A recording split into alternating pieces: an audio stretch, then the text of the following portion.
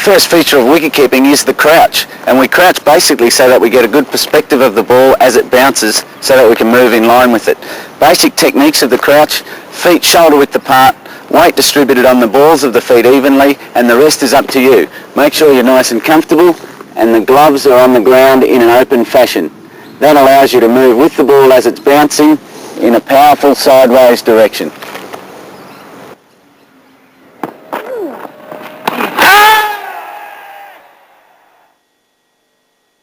Your fingers never point towards the ball. You've got three different ways you can do it: either pointing down with a nice open cup, sideways with the similar cup, or with your fingers pointing upwards to take that ball above the shoulder height. There is an ugly area in the middle where the keeper himself will have to decide whether to bend his knees and take the ball fingers pointing up, or maybe swivel the hips and shoulders and take that high ball with his fingers to the side.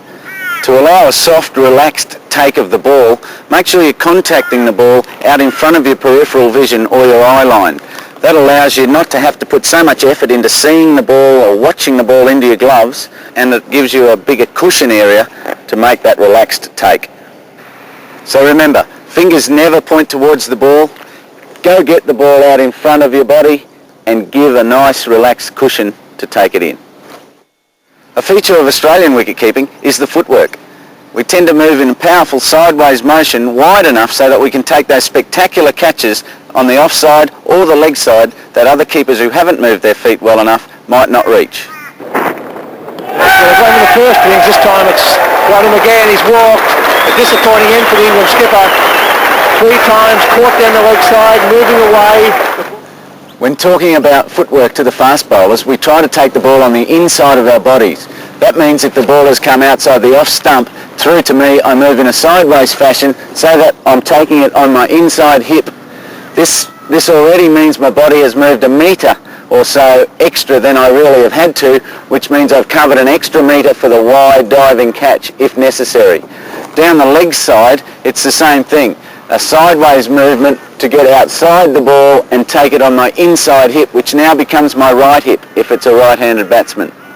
You've moved far enough to be outside the line of the ball, but the way you move your feet is important also. The sideways movement for the fast bowlers is done in a semi-crouch position so that we've got good strength in our quadriceps and we can get a powerful movement either side. If I'm moving to the right, I'll take a little step with my right foot and then skip towards it that way so that I take it on the inside of my body. Same to my left, a little step with the left foot first and then a strong, powerful push-up step with the right. Some keepers also profess to cross over, so they take a step on their right, cross over with their left and then a strong push-off with their left again. You choose what method is most comfortable and effective for you, but I like to have a set stance, just like any batsman does, that I start at when I'm wicket keeping up to the stumps to the spinners.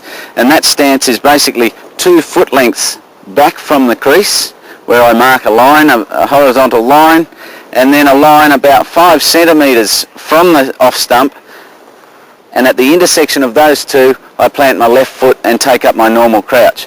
The advantage of having this set crouch position is if the batsman starts to wander and interfere with your eye line, you have a reference point to return to. The footwork for the spinners while you're up to the stumps can be separated into 2 features, offside and leg side, with the basic philosophies being stay down with the bounce of the ball, your gloves are the last things to leave the ground, and try and keep your head and eyes over your gloves at all times. On the offside, you can do that by anchoring the left foot. You don't have to move the left foot to get your eyes over your gloves at any stage on the offside. It's a very wide ball for you to have to take it outside your eye line. So for the offside, it's just a simple stay down with the ball, move that right foot so that your head and eyes are over your gloves, take the ball and transfer your weight back to the stumps. On the leg side, however, you have to move both feet. Come from your crouch, your gloves are low, a low, strong step, a skip step to get your head and eyes over your gloves. Take the ball in 2 hands, and it's probably the quickest to transfer back to the stumps with 1 hand. Movement both offside and leg side is along a straight line. That line I drew 2 foot lengths back from the crease, and that's where I like to be so that I can reach the stumps for stumpings when I need them. Remember, when you're keeping to the spinners, stay low with the bounce of the ball, watch the ball into your gloves with your head and eyes over your gloves, transfer your weight back to the stumps. Now, I like to involve myself in our fielding performance. I force myself to listen to Tubbsy Taylor's very ordinary jokes, and we practice our golf swings and things like that, knowing that we have to reconcentrate again in a couple of seconds' time. The keeper stands approximately 3 metres from the coach, who underarms the ball back to the keeper to catch. Note the ready position of the keeper. Head and shoulders are forward, hands together, feet shoulder width apart, knees slightly bent, eyes watching the ball. The keeper underarms the ball to the batter, who hits it on the full back to the keeper. The coach holds the bat in front of him, about waist height. He then throws the ball down firmly onto the bat, which will then ricochet to the keeper. The keeper may need to stand slightly closer for this drill. Once again, check the technique. Stay low, head and shoulders forward, bend the knees, stay balanced, eyes level. Over a similar distance, the coach paddles the ball back firmly to the keeper. Notice how the keeper starts from a midpoint as demonstrated by the yellow marker. Although the keeper moves to the side to take a catch, the keeper must then return to the midpoint in preparation for the next catch. Note the full arm extension and the movement of the feet to take the ball in line with the body and sometimes inside the line of the ball. The footwork is a simple skip together apart to cover the line of the ball. The knees, however, must stay bent and the head and shoulders forward. In this drill, the coach stands about 5 metres away and underarms the ball wide to the keeper's left. Try to make the keeper cover an area of 1 to 2 metres. Once again, stay low, head and shoulders forward, hands together, Inside. and let's watch the feet movement. The aim is to move the feet as quickly as possible so that the ball can be taken inside the line of the body. Christina demonstrates 2 slightly different techniques. The first is to skip the feet together, then apart. The second is to skip the right foot behind the left foot in order to make the extra distance. Choose the technique which is comfortable to you, and remember to practice this technique equally to the other side.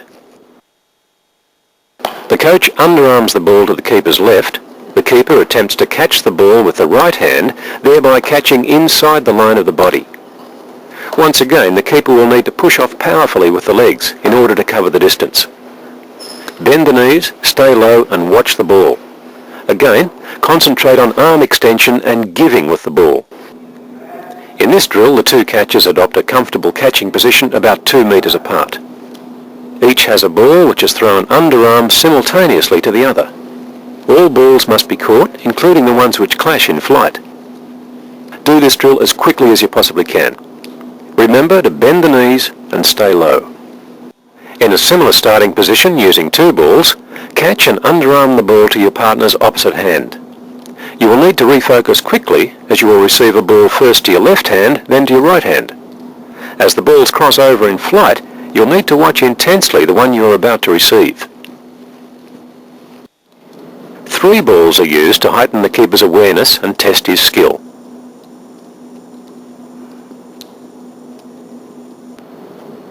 The task is made slightly more difficult by using 4 balls.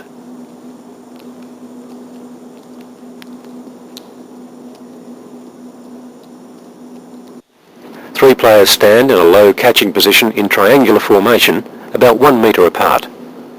The ball is passed below knee height in any direction within the triangle. Once again, stay low, watch and give with the ball. The keeper stands opposite 2 throwers. He receives a ball from the first thrower, which he returns, and then from the second thrower, which he then returns to that thrower. The aim is to sharpen up the wicket-keeper's hand-eye coordination, so it is best to do the drill as rapidly as possible with quick hand movements. Hand-eye coordination and reflex drills are done over a short distance. If you wish to add an element of agility and footwork, simply move the catcher further back and extend the range of the movement. The keeper now has to move his feet rapidly to cover the line of the ball. He is therefore developing his footwork and agility. Once again, notice the technique. Head and shoulders forward, knees bent, well balanced, hands working together as a unit. The most challenging and enjoyable aspect of wicket-keeping is keeping over the stumps. It can be very difficult for a young keeper to master this skill. However, here are a series of drills that will help you do this. The keeper adopts a comfortable stance behind the stumps, and the coach stands about 5 metres away and throws the ball overarm on the bounce to the keeper. Notice the keeper's stance.